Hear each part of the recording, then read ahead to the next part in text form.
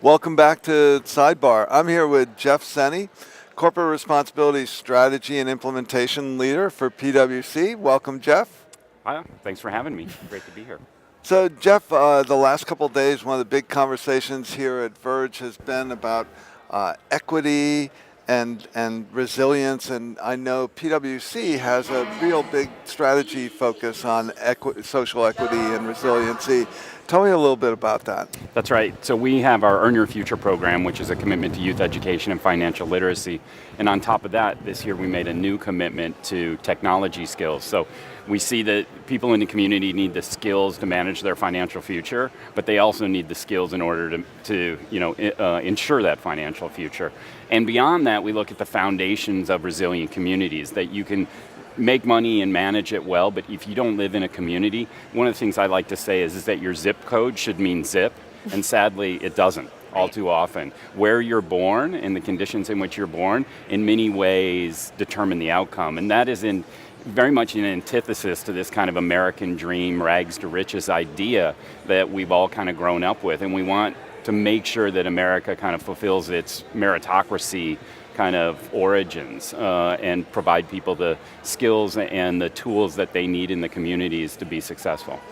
So I think one of the things about this program that I find really interesting is how much this has been very engaging for all the partners and the people at PWC. So any good stories about sort of inspiring them to go out in the community and help with this work? Yeah, luckily, you don't really have to do much in terms of inspiring them, just empowering them, giving them the opportunity. So we have, for example, unlimited volunteering.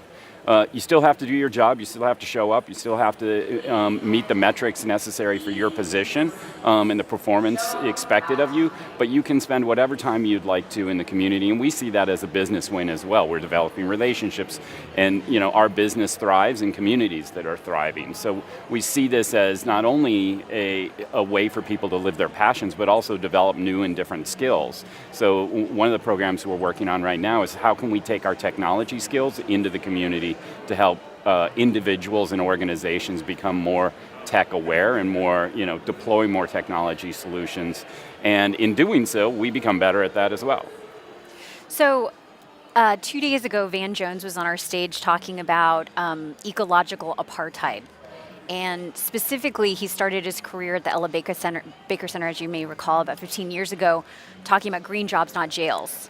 Joel was talking about it's full circle now with their Cut 50 campaign and their Ban the Box campaign, basically how those who are formerly incarcerated just don't get a chance.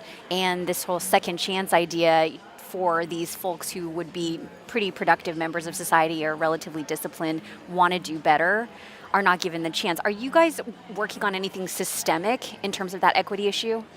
That's right. I think those are excellent points. I was just in another session where we talk all too often about the digital divide, and it's hugely important, but there's a food divide and a water divide and a clean air divide. And what we can't have is these kinds of divides based on, I don't know, I'd use the term ecological apartheid, right. But it's quite powerful when you think about it, because we really do have this it's not a two-party system, it's a have and have not system. And I think in many ways the biggest issue we have in the sustainability space is eroding trust and inequity.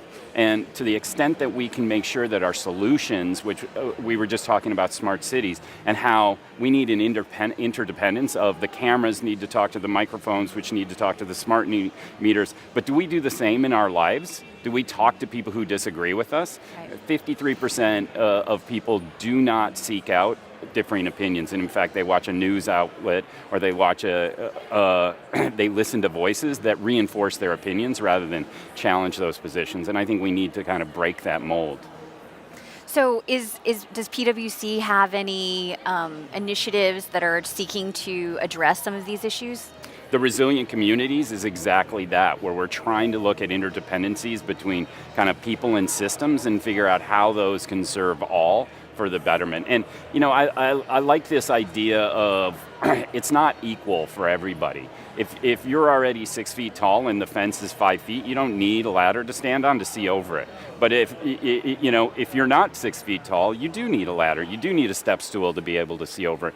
And so it's not everybody having equal, it's everybody having an equal chance. And sometimes that means, and we think of this very naturally with people with learning challenges, that we give them extra help. But I think the same is true in underserved communities, that we need to invest to give those people an equal chance to succeed. And that might be more infrastructure, that be more investment. But that's what is going to give us all the best outcomes. And I think it's for the betterment of everyone in the system.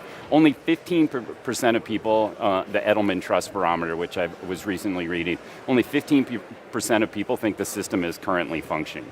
Wow. That's quite that's quite startling, and I think everybody would look at maybe why it's not working in a different way. But it seems like we have broad consensus that something needs to change, and yet we don't seem to find it. So we're trying to find very practical solutions to use the scale and the scope of our company to make a difference. Well, good luck with that. We look forward to following how that progresses. Thanks so much. It's a great initiative. Thanks, Jeff.